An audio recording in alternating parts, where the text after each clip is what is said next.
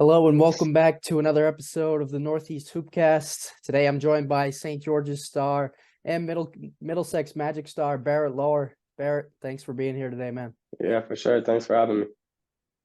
We're gonna get started with the Middlesex Magic season you got going on right now. What's it been so far playing with them? Uh, you know, we had a good first two sessions. We played session one already and session two already, and we did well. I think first session that we all trying to figure it out because it was I think eight of us, nine of us, so a bunch of new guys on a new team. And it was our first time really playing out of state as a team together. So, first tournament we were trying to figure it out and like learn how to play as a team more. And then by session two, I think we figured it out. So session one and two went really well, and overall it's like a good experience over there. My teammates, coaches, everyone's really close. So it's good over there right now. And it's important, especially in AAU. You might not have played with some of these guys, so building that chemistry early and starting to win games is very Yeah, important. sure. Just take me through a couple of guys you got on that squad. So right now we got Brian Altman, who he's 6'6" wing. He goes to the River School. Dean Hogans, who goes to Hotchkiss. He's like a 6'2", 6'3" wing. Jeremiah and Biziako, he goes to Taft School. He's from Nigeria, 6'8" wing. So those are like three of our guys. Atticus from Chicago, he goes to Berkshire. Then our guards, Jake, Cole, Thomas, all them. So it's a good group of us. Yeah, and a couple.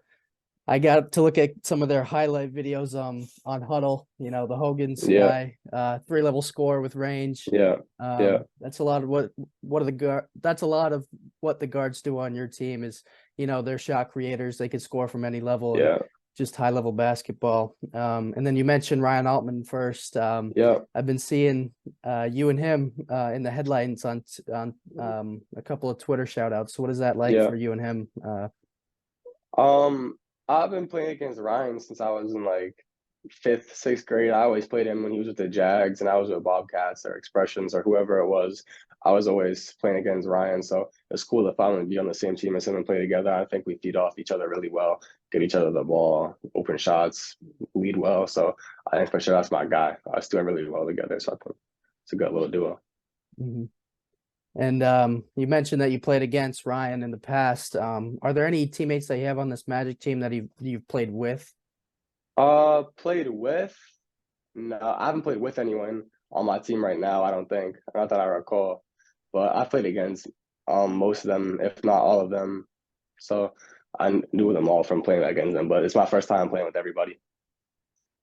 That's dope. That's dope. And yeah, I noticed going through that roster that you did play against a couple of guys that we'll get into later this season at St. George's. But getting into the Under Armour Association session one, you had that a couple weeks ago. Yeah. 9 points against the Charlotte team and then 15 against a very talented elite team. What was it like playing down there in Arizona? Arizona was a good spot. I think the first day I didn't play my greatest, a new team. I was trying to get a feel for it, like being in like a new leadership position on the team. So I think first day I was really sort of overthinking it. I had a bad first two games, or I wouldn't say bad, but all right first two games out there. And then after those first two games, I think I sort of figured it out. Like Crotty and Coach G were talking to me. They were like, stop overthinking it. Just play how you always play, and it's gonna work out. So the next 2 days, last session, all that, it was sort of picked up, and I was playing the way I usually play. So it was good to get going. Yeah, just kind of to get a feel for it, going from the high school season to AAU, it's kind of a Yeah, tough jump to make sometimes. yeah, And then you mentioned Coach Crotty. Just a couple of sessions with him as your head coach. yeah. What's it like playing under him? Crotty, he off the court, we're super close. We have a good relationship. I'm always talking with him, calling with him. Like we'll talk for like 30, 40 minutes on the phone, always just shooting text back and forth. And then on the court, there's like a very fine line between whether he's your friend or he's your coach. Like it switches like that. So he's like, quick to correct me when I'm wrong and tell me what I need to hear. He needs to say something to me when I'm on the bench or yell at me real quick when I'm on the court. I know it's all like to get me better. So that's why I take it. I think I take it well because he's, always looking out for me. And coaching me hard, and that's what I need. So for sure, he's improved my game a lot since I got with him in the fall. Yeah, and he's a guy that I've heard nothing but good things about. You read his bio on Instagram and you can pretty much know his full background when it comes to basketball. It's been pretty much his whole life, and he's definitely a winner at the levels that he played at. And then kind of getting into his system, it's rare in AAU to see a team run a lot of sets. So does he have a lot of sets that you guys run, or is it just letting you play? You know, we have a fair amount of sets. Not too many, not too little. He told us right away. He's like, I don't run it like an AAU team. We're not just gonna run all over the place and hope we win games off skill.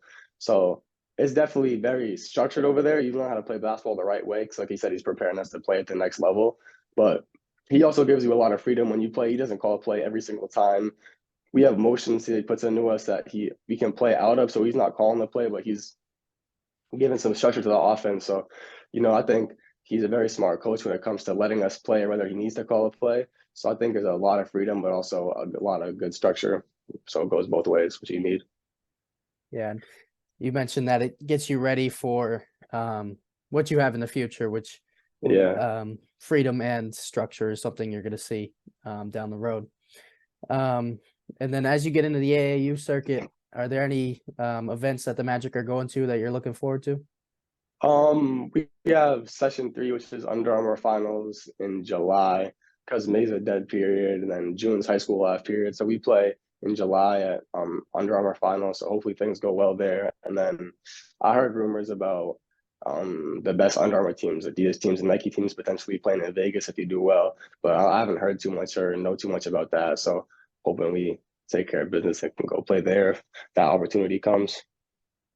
Yeah, and that opportunity would be a rare one, and one that would be filled with talent. You mentioned Right. so many teams going there that could potentially have great seasons in the AAU circuit.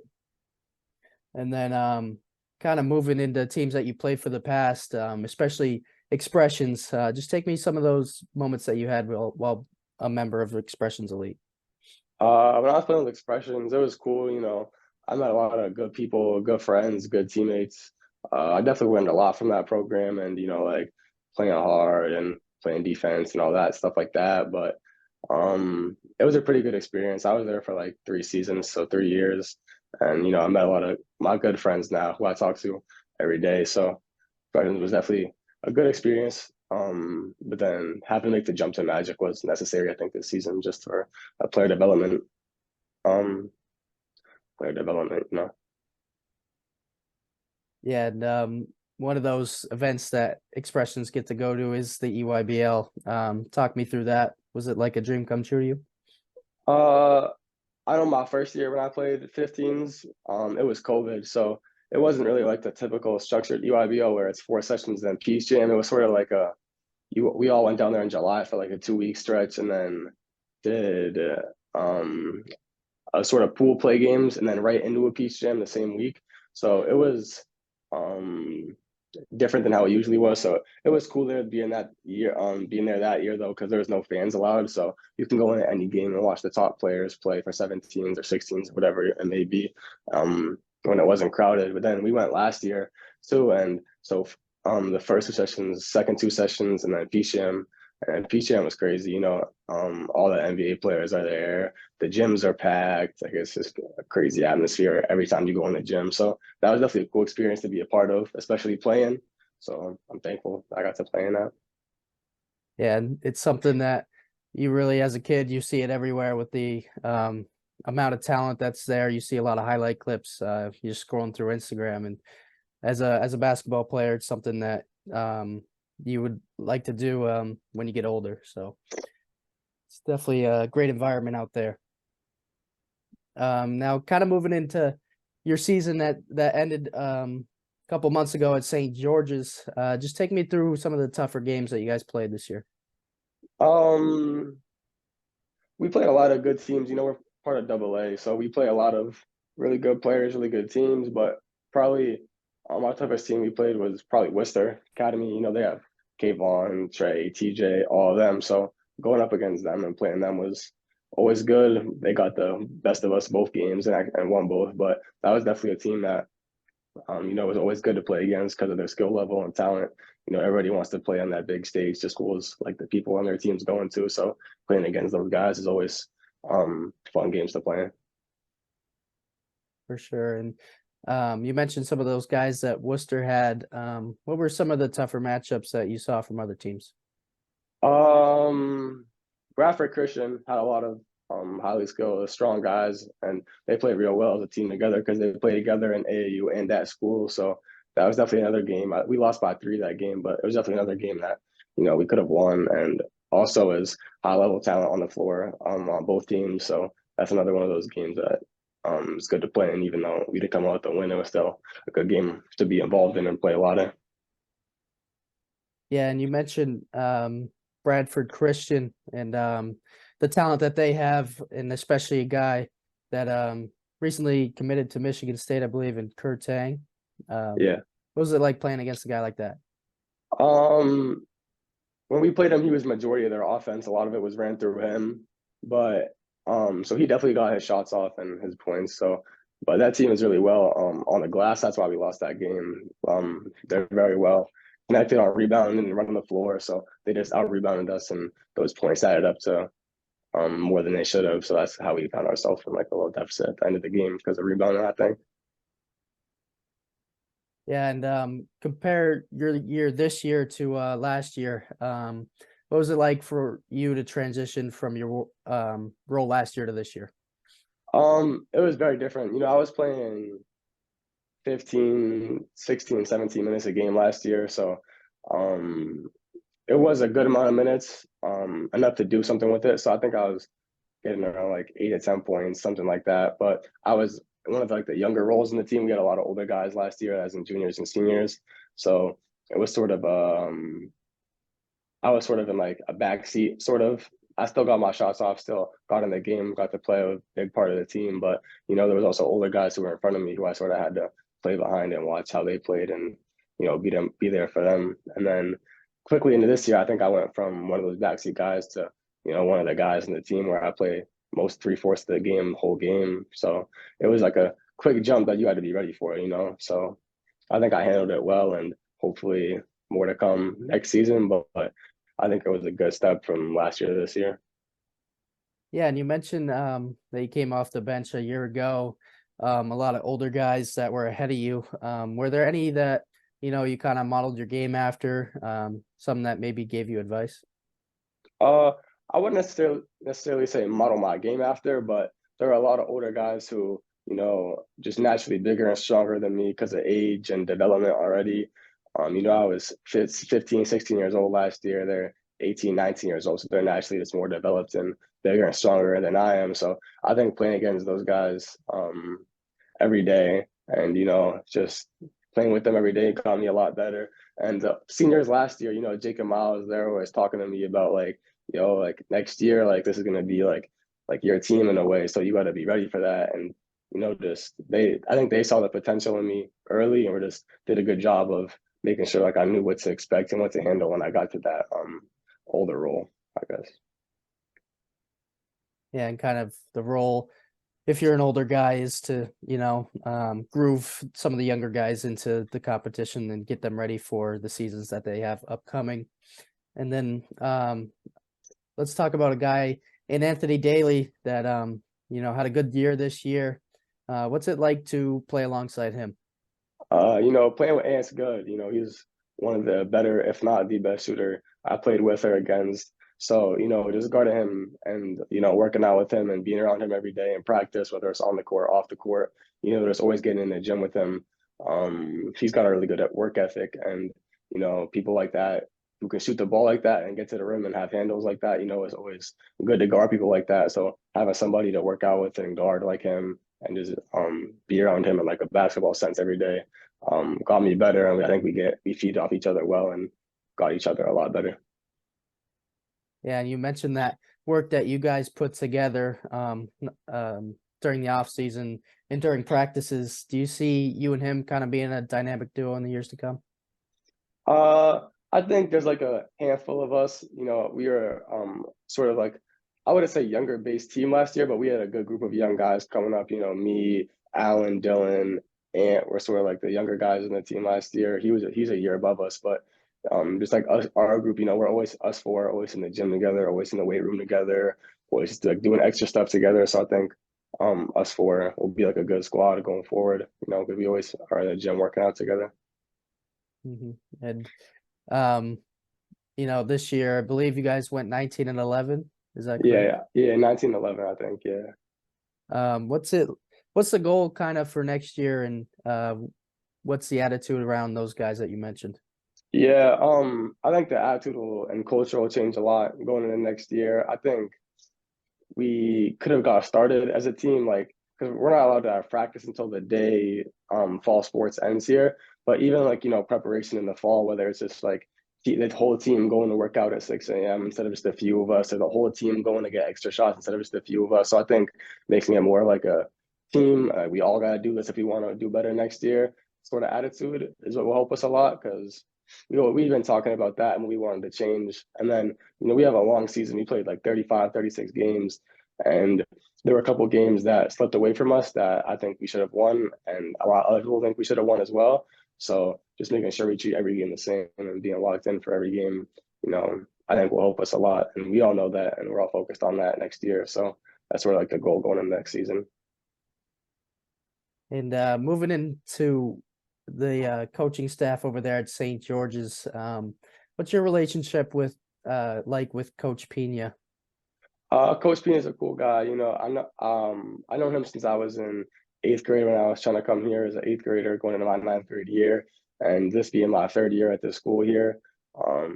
He's always been there for me and trying to develop me and letting me know what I need to do, and is being a good coach and a good guy I know off the floor as well. I always see him say what's up, have good conversations with him. So, he's definitely a guy who's been by my side and want to see the best for me and to try to get me better since I've been here. So definitely grateful for him. Yeah, what's his coaching style like? Um, he wants us to get better as a team. He's always preaching like it's not just us, it's the whole team. And he said for each individual player, he always tells us to leave our jersey in a better place than we found it. So whether it's like when you come in here, play good, get better, get your accolades, complete your goals, and just leave that number jersey better than where you found it. And I think that's been a sort of good thing for us to all think about as we've gone through the school system here and like the basketball system here, is just try to be better every day and leave your jersey better than when you got it. That's kind of a cool motto, and not really one that I've heard a lot talking to some coaches. And then talk about the development in this program. You've seen success from St. George's alumni, like Tyler Kolick, guy over there at Marquette, and then Florida State signee Taylor Bowen, and then Dominic Mello. How did those three guys, speak into St. George's ability to develop players? Yeah, so Domi and Taylor were here my freshman year. I never ended up playing. Tyler left the year before I came here, but Domi and Taylor were here my freshman year, and then both of them were expressions guys when I was expressions guys at the time. And they sort of just showed me right away like what it is here, how to get your work in, like do your schoolwork, get your basketball work done, but stay in the gym and it's like sort of stay focused. You see where they got Florida State and Sacred Heart. Domi's been there for the past 2 years, and I still talk to those guys a lot, especially Taylor. Taylor, I talk to a lot, similar age. Played with him at Expressions for 2 years. Played with him here for a year, and then Tyler. I started talking to Tyler more recently, but he went here and is also a Magic guy. So when I was making that transition over there, I would shoot text to Ty. It's like asking like, like what's it like over there? How's karate? Like this, and that. So and he came and played with us like 2, 3 weeks ago. So it was cool to get in the gym with him and work out with him. Oh yeah, especially after the season that Tyler just had, it's kind of cool to just play with him and take in some of the tips that he might give you. So are those guys like role models to you now? Yeah, I definitely have the same goal of getting to the levels that they want to play at, and playing on the same floor as them, definitely puts it into perspective how accomplishable those goals are. So playing with them and just knowing they got there and thinking I can do the same thing is what inspires me, I guess. Yeah, now moving into your junior season, how does your mindset change as you become an upperclassman and a leader of the team? Um, Upperclassman and overall leader, I think it's more in my hands than ever. And for the other juniors, like I said before, me, Alan, Ant, Dill, all of them is just holding each other accountable, and we all have the same goal of winning AA, winning ISL, things like that. So I think day in and day out is keeping each other focused and making sure the whole team's on the right track and keep and like hold each other accountable, getting what we need to get done to accomplish those goals. Yeah, and you mentioned ISL and AA. Just can you like briefly just go into the difference between ISL and the NEPSAC? Yeah, so ISL is our league with schools like Rivers, Govs, St. Mark's, like just the independent school league. So there's no really playoffs for ISL, it's just the best record wins. And then each of those teams play in different classes. So we're class AA, so like Worcester, Cushing, Bradford Christian, Bremer, schools like that. So there's two different leagues and you play playoffs for your class, I guess. Yeah, and it's cool to play against those different teams, whether it be ISL or AA. Just see a lot of different types of talents and a lot of different types of systems. It really gets you ready for whatever might come later on. And then a couple of guys that we talked about earlier from your AAU team that you played against during the St. George's season, Ethan Clark Yeah. and Thomas Ferdinando. What was it Yeah. like playing against the two of them? I actually was sick both the games we played both of them. So I was on the sidelines both of those games, but Thomas had a good game against us. A shooter. He had a real good game against us, and then I actually wasn't in attendance for the game against Wolverham, so I don't think Ethan was either. I think Ethan was sick as well too, so I actually never got to play against Ethan. But when I was at the game when we played Thomas, it was a real good game. He did well. We ended up winning in either overtime or like the last seconds of the fourth quarter, so it was a good game.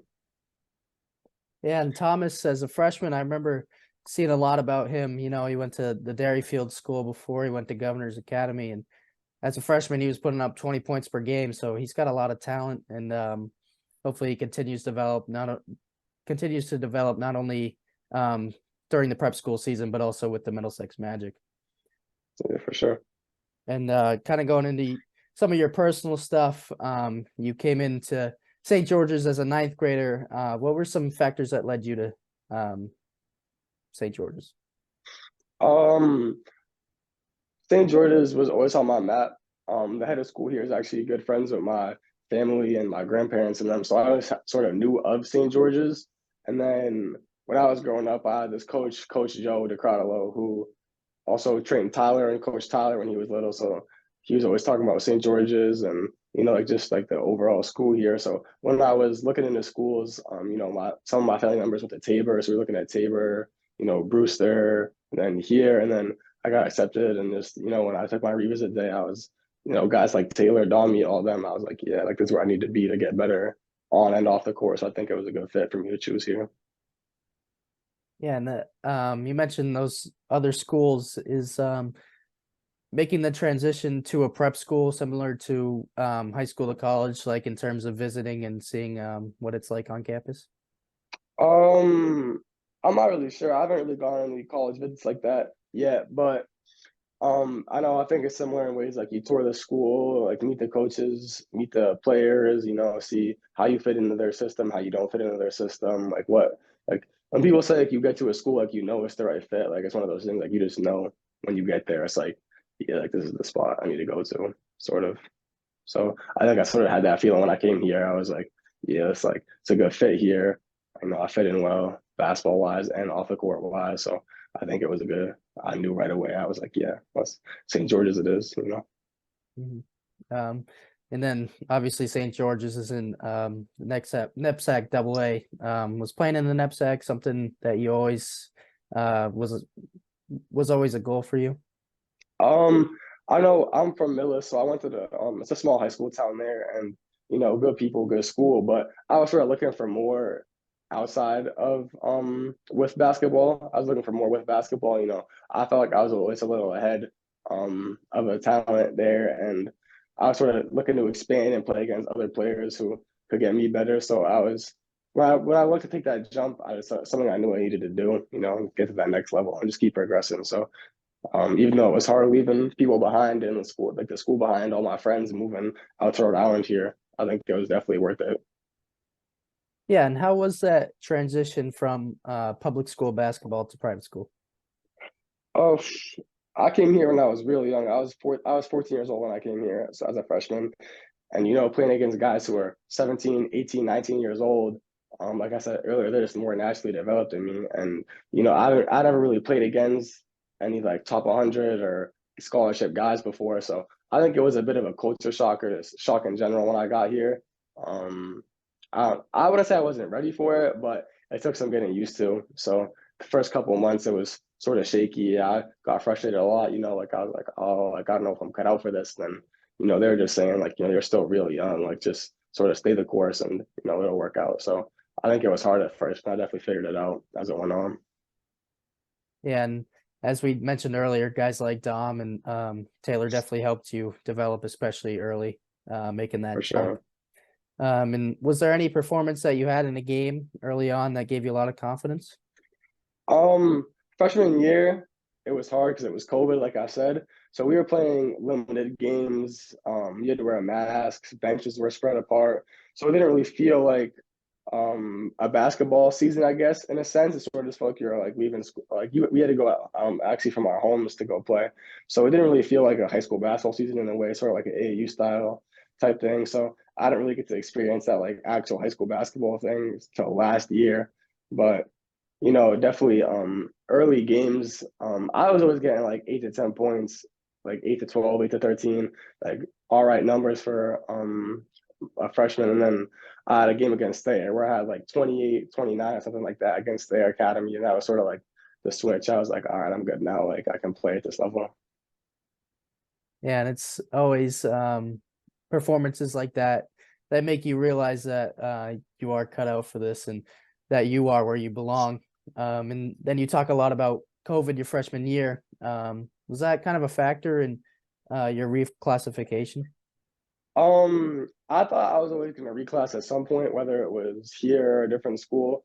But I think COVID was definitely a missing a year, hurt me in ways, but also I gained stuff from it. We were playing, working out, playing each other every single day, which was also good. But I think definitely getting that extra year, well, everyone reclasses now, so getting that extra year helped me a lot, especially because I was so young playing against older guys. Yeah, now kind of skipping forward to this year a little bit. You were given all ISL honors. What does that mean for you? Um, I was definitely very grateful to receive that. I know a lot of my friends and people I play with at other schools received it as well. So it was just like we talk about it. I have a group chat with me and a bunch of kids from other schools, like me, AJ, Isaiah, all of them, Jamari. So all of us were sort of like, like we talk every day. It was just like handle business, play how we play, and we all set little goals for each other. And that was definitely one of them that we all had to focus on throughout the year. Yeah, and it's definitely a step in the right direction receiving that award and having your work cut out or your work pay off and seeing that recognition. And now kind of moving into an award that you got that's more team based. You were most improved at St. George's this year. Yeah. How does that speak into the work you put in the off season? I think I wasn't here for the awards last year because I was at a UIBL session, but I'm pretty sure I got most improved last year too. So 2 years in a row, I think I've been making great strides as a player. Um, and I think I just keep getting better and better every year, and you know, more confident, bigger, stronger, things like that. So I definitely think that it helped me a lot, and I was grateful to receive that award. But I want to continue to get better, and sort of maybe even try to get it again for a third year. Yeah, and the improvement has been seen as you recently got your first Division I offer from Holy Cross. Was that a moment that you realized some of the work has started to pay off? Yeah, it was definitely cool. Very grateful for that. Um, I always sort of like I wouldn't say I knew they were coming, but I know I always thought I worked hard enough and played hard enough and put in enough to gain some recognition. a lot of my friends were getting them a little bit earlier than me, so I was sort of like wasn't expecting it, but I was like, all right, I feel like I'm playing as well as them. I'm playing at the same level as them. So I wasn't getting frustrated because it's definitely still very early in my career. But, when I got that, when we were actually in Arizona, when I got it, we were all out to lunch and, they called Coach Karate since they can't call me yet. It was a very cool moment for me. Yeah, that is really dope. And how motivating is getting an offer like that? It just makes you want to go harder and play harder and work out more than ever because once you get one, like you can make it to that level and play at that level. So just keep getting in the gym. Like people will keep telling me like keep working out like you don't have any offers yet. Keep trying to get more. So you know just always in the gym trying to keep working out like I don't have anything yet or no school's looking at me. So that's some motivation for me, I guess. Yeah, and having been a guy that has played at high level, not only for high school, but during AAU, what's it like to play in front of, or in front of, what's it like to play in games that there's going to be a lot of scouts at? Um, It was definitely, I wouldn't say nervous at first because when I was younger here, or I got to play in front of them early when I knew they weren't there for me. So being able to play in front of them is, show what I can do with even when they're there not for you. When it comes to the time where they're there for you to watch you play, you sort of I've already played in front of them a lot, even if it wasn't for you. But you get sort of used to it over time, and you notice they keep playing your game and don't let it rattle you because you know they're there to watch you play. So do what you can do, I guess. Yeah, and definitely a lot of confidence comes as the more games you play and that are high stake, and eventually you get the confidence and you're just going out there and playing it like it's any other game. Now, kind of moving into what an off season looks like for you over the past few seasons. What are some of the things about your game and your body that you've worked on the most? Yeah, you know, off season, I got a gym near my house, and my trainer, Rocky, is always working out me and my best friend Trevor, who goes to Tabor. So he's always in the gym with us. And then one of the most important things I think I've been trying to work on my body a lot. I was like 160 pounds last summer, and now I'm at like 185, 190. So just putting on a lot of weight and staying in the weight room and getting in the gym with Rock and Trevor, has just been helping me a lot, and I can see the growth and see my improvement. So staying with the same goals and same thing as what I'm doing before. Just keep going with that. Yeah, and you mentioned a few times in this episode that you've had a lot of experience playing against guys that are older than you.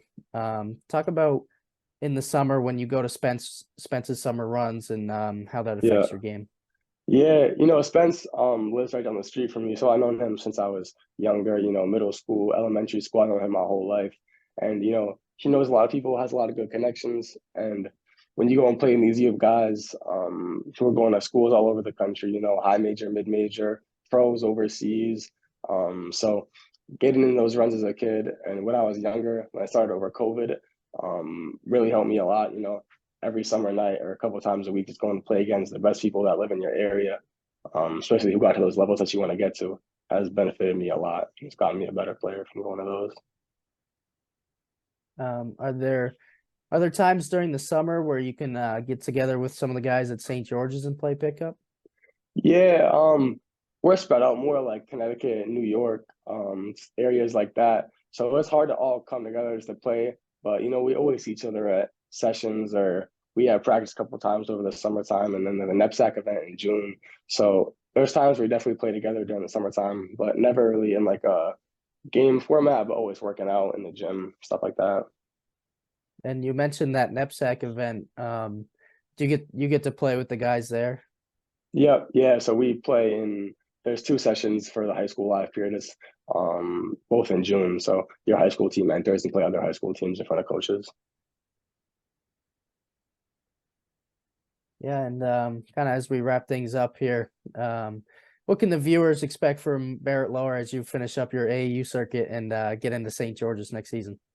I'm still super young, um, a sophomore in high school. So even though things may look like I'm moving quickly, I still have a lot of time left. So a lot of time for growth and just getting myself better and, you know, getting the team better and just improving in every aspect of my game, physicality wise, shooting wise, everything. So, you know, I think it's just the beginning, and hopefully I can get to the levels that all my teammates and some of my friends play at. So that's the goal. Yeah, and I'm definitely gonna keep an eye out for you as the AAU circuit finishes and your season starts at St. George's, and even beyond that as you look to achieve goals and build off that first D1 offer. Yeah, for sure. So just want to reiterate thanks for being here, Barrett. Yeah, for sure. Thanks for having me. Good Yeah, time. of course.